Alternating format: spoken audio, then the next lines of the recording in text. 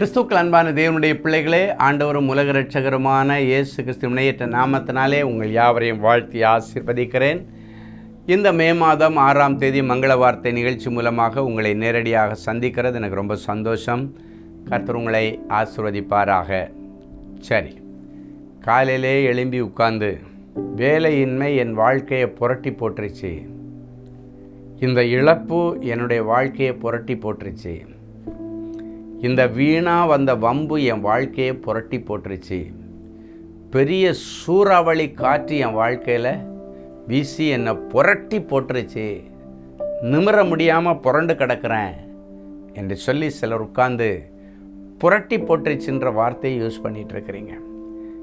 இன்னைக்கு ஆண்டவர் ஒரு பெரிய மங்கள வார்த்தையோடு சந்தோஷமான செய்தியோடு உங்களை சந்திக்கிறார்.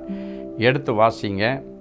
யோசுவாவின் புஸ்தகம் 5ஆம் அதிகாரம் 9வது வசனம் இப்படியாய் சொல்கிறது: இன்று எகிப்தின் நிந்தையை உங்கள் மேல் இராதபடிக்கு புரட்டி போட்டேன், அதனால் இந்த ஸ்தலம் இந்நாள் வரைக்கும் கில்கால் எனப்படுகிறது. இன்னைக்கு உங்கள் வீட்டில் ஒரு கில்காலின் அனுபவம், புரட்டி போடுகிற அனுபவம்.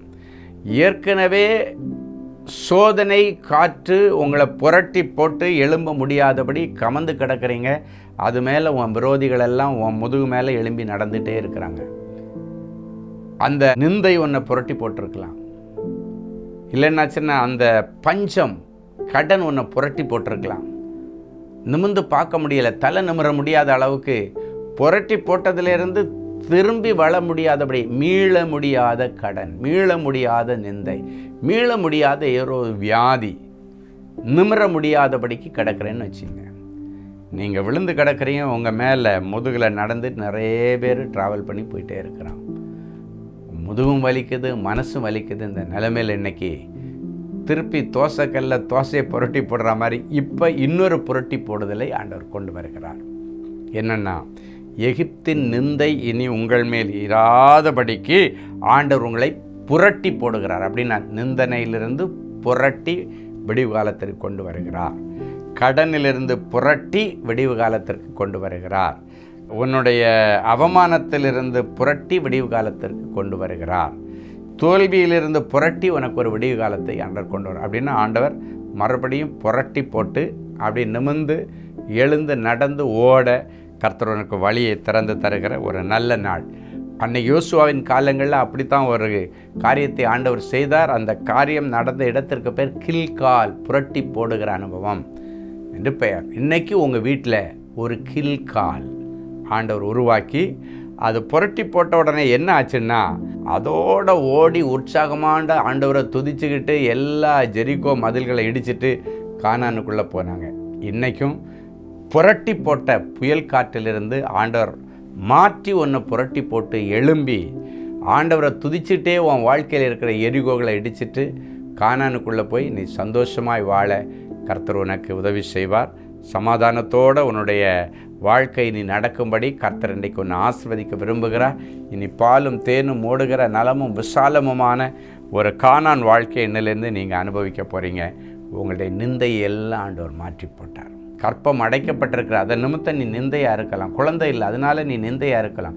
ஊரை சுற்றி கடன் வாங்கி வச்சிருக்கிற நிந்தையாக இருக்கலாம். அந்த நிந்தையை ஆண்டவர் இன்னைக்கு புரட்டி போட்டு என்னை தலை நிமிர்ந்து வாழ, கௌரவமாக வாழ கர்த்தர் உங்களுக்கு உதவி செய்வார். வேதம் சொல்லுகிறதல்லவா, அவர் உங்களை அதிசயமாய் நடத்தி வந்தபடியினால் ஆண்டவரை துதிப்பேன்னு சொன்ன வசனத்தின்படி இனி வருகிற நாட்களில் ஆண்டவர் உங்களை நிந்தையை ஆண்டவர் முற்றிலுமாய் மாற்றி போட்டு ஒரு அற்புதத்தை செய்வார். அன்றைக்கு ராகேல் சொன்னாள், கர்த்தர் என் நிந்தையை மாற்றிவிட்டார் என்றும் இன்னும் ஒரு பிள்ளையை தருவார் என்று சொல்லி பிறந்த குழந்தைக்கு யோசேப்புன்னு பெயர் வச்சாலாம். என்னைக்கு உங்கள் வீட்டில் நிந்தையை புரட்டி போடுகிற யோசேப்புகளை கர்த்தர் உங்களுக்கு தருவார். நிறைய நல்ல காரியங்களை நீங்கள் எதிர்பாருங்க. நிறைய நல்ல விஷயங்கள் நடக்கும். பிரிஞ்சு போன குடும்பங்கள் இணையும். கர்த்தர் வாழ்விழந்த பிள்ளைகளுக்கு மறுவாழ்வு கொடுப்பார். விசுவாசத்தோடு இந்த வார்த்தையை பிடிச்சிட்டு ஓடுங்க. கானான் வாழ்க்கை உங்களுக்கு சுதந்திரமாகும். ஜெபிக்கலாமா? அன்பான ஆண்டவரே, உமக்கு நன்றி. இயேசுவின் நாமத்தினாலே என் அன்பு பிள்ளைகளை வாழ்த்தி ஆசீர்வதிக்கிறேன். என் பிள்ளைகளுடைய நிந்தையை புரட்டி போட்டு, கடன்களை புரட்டி போட்டு, அவமானத்தை புரட்டி போட்டு, தோல்வியை புரட்டி போட்டு என் பிள்ளைகளை கானானுக்கு நேராய் நடத்த கர்த்தர் இன்றைக்கு சுத்தம் கொண்டபடியினால் உமக்கு நன்றி. இந்த நிகழ்ச்சியை பார்க்கிற ஒவ்வொருவருக்கும் இனி கானான் தேசத்து வாழ்வின் அனுபவங்கள் இவர்களுக்கு கிடைக்கட்டும். இயேசுவின் மூலம் பிதாவே. ஆமென். ஆமென்.